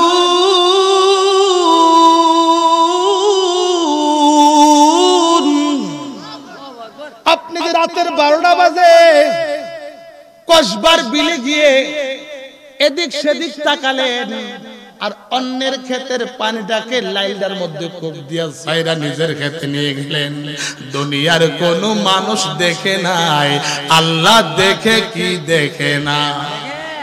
দেখে না? হাত উঠায় বলেন, দেখে কি দেখে না? আল্লাহ কয় আমার নজরের বাহিরে কোনো কিছু নাই। তারপরে ভয় প্রদর্শনের জন্য, ভীতি প্রদর্শনের জন্য আমি আল্লাহ ফেরেশতা দিলাম, কিন্তু তোমরা তা বিশ্বাস করলে না, বিচার দিনকে বিশ্বাস করলে না। তুমি যদি খারাপ কাজ করো খারাপ প্রতিদান দিব, ভালো কাজ করলে ভালো প্রতিদান দিব। যে ব্যক্তি ভালো প্রতিদান দিবে, যে ব্যক্তি ভালো প্রতিদান পাবেন, আল্লাহ বলেছেন ইন্নাল আবরারা লাফি নাঈম। তুমি ভালো কাজ করবে আল্লাহর রাস্তায়, আল্লাহ তোমাকে ভালো জায়গার মধ্যে, জান্নাতের মধ্যে, সুন্দর বালাখানার মধ্যে জায়গা করে দিবেন। সুবহানাল্লাহ বলেন। আমরা বালাখানায় থাকতে চাই কি চাই না? জান্নাতে থাকতে চাই না জাহান্নামে যেতে চাই? জান্নাতের আমল আসেনি? আজকাই তো ফজর নামাজ হ্যাঁ কইরা চিতইয়া ঘুমাই থাকুন, শয়তান কবা মালিশ কইরা দেই, টাকা পয়সা লাগে না। সেলুনে গেলে 1 ঘন্টা মালিশ করলে টেহা লাগে। শয়তান কো ভাই তোর হাত পাও ধরে উড়িচ্ছা, সারাটা রাত মালিশ করে শেষ রাতে আনছি তোরে, তুই যখন সাইডটা উঠটা যাস, আমার মনটা বড় কষ্ট হয়েছে, অন্তত পক্ষে আমারে কষ্ট দিচ্ছে, তুই ঘুমায় আছ। এখন কি শয়তানকে খুশি করাবেন নাকি আমার মালিককে খুশি করাবেন? সৃষ্টিকর্তাকে খুশি করানো দরকার আছে না নাই? এরপর আমার আল্লাহ বলেন ওয়া ইন্নাল ফুজ্জারা লাফি জাহিম।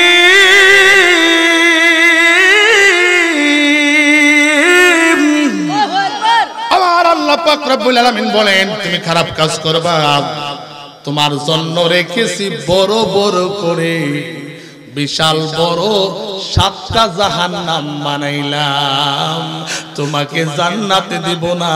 তুমি নাফরমানি করেছো, সুদ খাইছো, ঘুষ খাইছো, টাকার বিনিময়ে তুমি একটা গরিবের উপর, দুর্বল লোকটার উপর জুলুম করেছো, ক্ষমতার বাহাদুরি দেখিয়েছো। আজকে এখানে কারো কোনো অধিকার নেই নাই, এখানে টাকা পয়সার কোনো কারবার নাই, ঠিক না? ঠিক বলে আপনারা হাত উঠে বলেন নামাজ পড়তে চাই কি চায় না? ওয়াদা করেন চাই কি চায় না? চাই কি চায় না? নারায়ে তাকবীর, নারায়ে তাকবীর। তাহলে ইবাদতের দরকার আছে না নাই? আজকে ফজর একটু ঘুমাইয়েন, কি বলে কথা বলে না, কি বলেন? ঘুমাবো, নামাজ পড়বে কি পড়বো না? এই জন্য বলবো আতিফাতি নেতার নিচে ঘুরে আল্লাহর কাছ থেকে নিজেকে গাফিল করবেন না। আল্লাহ পাক রব্বুল আলামিন আমাদের সকলকে আল্লাহর মুখাপেক্ষী হওয়া। নারায়ে তাকবীর, নারায়ে তাকবীর। প্রধান আকর্ষণে আগমন, প্রধান আকর্ষণে আগমন। এলাকাবাসীর পক্ষ থেকে, শীতল পাড়ার পক্ষ থেকে নারায়ে তাকবীর। তাহলে ইবাদতের দরকার আছে বাবা, কথা বলেন আছে না নাই? এত নিয়ামত আমাদের দেহে কে দিয়েছেন? আপনি অসুস্থ হন, কিডনি চেঞ্জ করাতে আপনার অনেক টাকার প্রয়োজন, তাহলে আপনি এবার দেহের চুল থেকে পা পর্যন্ত হিসাব করে দেখেন আল্লাহ কত শত কোটি টাকার যন্ত্র আমাদের শরীরে দিয়েছে। সুবহানাল্লাহ বলবেন না? যাই হোক, আমি এখান থেকে বিদায় নিয়েছি, কিন্তু একটা নাশিদের একটা রিকোয়েস্ট আসছে, এখন আমাকে বলতেছে যুবক ভাইরা নাশিদরা বলার জন্য আমার বড় ভাই অনুমতি দিয়েছেন, কারণ আমি এই আদব দ্বারা অন্ততপক্ষে খেলাফ করি না। আলেম ওলামা আসলে আমি বলি, দেখেন আমার ভাইকে দেখে আমি আলোচনা সংক্ষিপ্ত করেছি। এই মাহফিলটাকে কেন বেশি ভালো লাগে জানেন? আপনার সাথে আমার 2 বছরের সম্পর্ক অলরেডি হয়ে গেছে, একটা কারণে ভালো লাগে, সকাল ঘরানার আলেম এই মাহফিলে আসে। কোন দ্বন্দ্ব আছে? দ্বন্দ্ব আছে? ওলামায়ে কেরামের মধ্যে দ্বন্দ্ব থাকলে মানুষ কি হবে? আমাদের কাছ থেকে বিশ্বাস উঠে যাবে কি যাবে না? ওলামায়ে কেরামদের থেকে বিশ্বাস উঠায় আর নেওয়া যাওয়ার রাস্তা করে দেওয়া যাবে। আমাদের মধ্যে সকলের মধ্যে শান্তি শৃঙ্খলা সম্প্রীতি বজায় রাখার তৌফিক দান করুন, সকলে বলি আমিন। আমি দেখিনি তোমায় চোখের তারাই, তবু তোমায় ভালোবেসেছি, মনে রেখেন বাসে তোমার ছবি, বাসে তোমার প্রেমে যেন পড়েছি। আমি দেখিনি তোমায় চোখের তারায়, তবু তোমায় ভালোবেসেছি, মনে রেখেন বাসে তোমার ছবি, বাসে তোমার প্রেমে যেন পড়েছি, মনে রেখেন বাসে তোমার ছবি, বাসে তোমার প্রেমে যেন পড়েছি। আমি দেখিনি তোমায় চোখের তারায়, তবু তোমায় ভালো, সবাই আমি দেখিনি তোমায় চোখের তারায়, তবু তোমায় ভালো।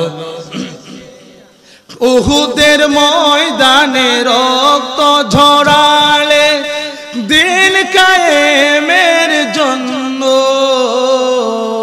পাথর বুকেও ফোটালে ফুল মনুষ্য জাতি ছিল শূন্য শত জ্বালাতন সয়েছ তুমি এই কাহিনী শুনে কেঁদেছি সুবহানাল্লাহ বলবেন না ওদের ময়দানে গেলাম কি দিয়ে উহুদ পাহাড়টা ফাটা প্রশ্ন আসলো কেন ফাটা কাফেররা উঠলেন উহুদ পাহাড়ে আমার নবীকে হত্যা করবে নাউজুবিল্লাহ বলেন নবীজিও উহুদ পাহাড়ের মধ্যে এখন নবীজিকে হত্যা করবে আল্লাহ উহুদ পাহাড়টাকে ফাটিয়ে ফেললেন এক পাশে কাফেরদেরকে নিয়ে গেলেন আরেক পাশে আমার রাসূলকে নিয়ে হেফাজত করেছেন কে আরে দাঁড়ে দাঁড়ে ঘুরে খোদার বাণী পৌঁছে দিয়েছ দিন রাত চিনল না তোমায়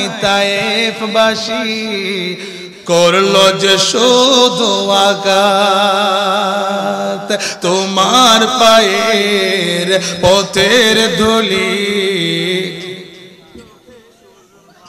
পারেন না আপনারা বলেন তোমার পায়ের পথের দলি এ চোখে সুরমা দিয়েছি মনে রেখেন বাসে তোমার ছবি বাসে তোমার প্রেমে যেন পড়েছি যদি একবার দেখিতে পেতাম সোনার মদিনা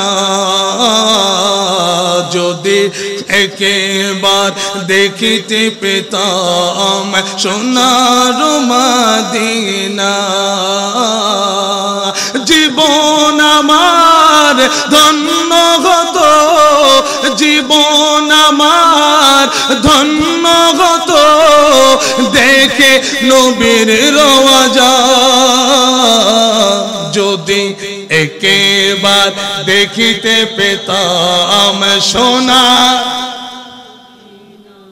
মদিনা এটা বলতে পারবেন না আরে সোনার মদিনা যদি একবার দেখিতে পেতাম সোনার মদিনা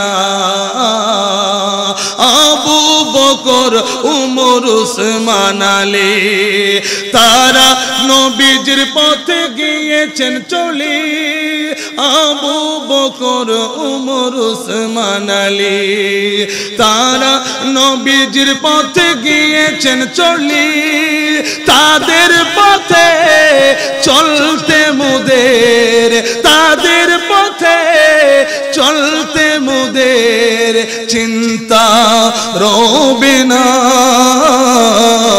যদি একবার দেখিতে পেতাম সোনার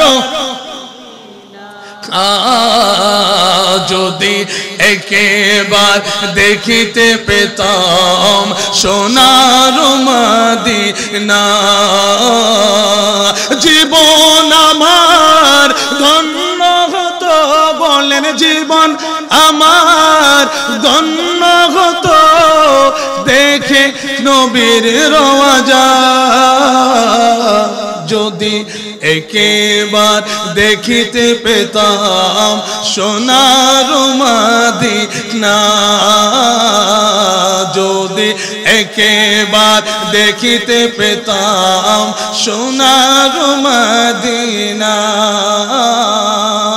আরব সাগর পাড়ি দেব দয়াল নবীর রওজাতে যাব যেতে চাই কি চায় না হাত রবে চাই কি চায় না আরে আরব সাগর পাড়ি দেব দয়াল নবীর রওজাতে যাব দয়া করে ওগো প্রভু কবুল করুণা যদি একবার দেখিতে পেতাম বলেন সোনা সবাই যদি একবার দেখিতে পেতাম সোনার সোনার মদিনা মদিনার ওই ধুলাবালি চোখে দিতাম সুরমা বলি মদিনার ওই ধুলাবালি চোখে দিতাম সুরমা বলি দয়া করে ও গো রাসূল কাছে ডাকো না যদি একেবারে দেখিতে পেতাম সবাই সোনা তমান খুলে যদি একেবার দেখিতে পেতাম সোনার মদিনা। আসসালামু আলাইকুম ওয়া রাহমাতুল্লাহ। আলহামদুলিল্লাহ।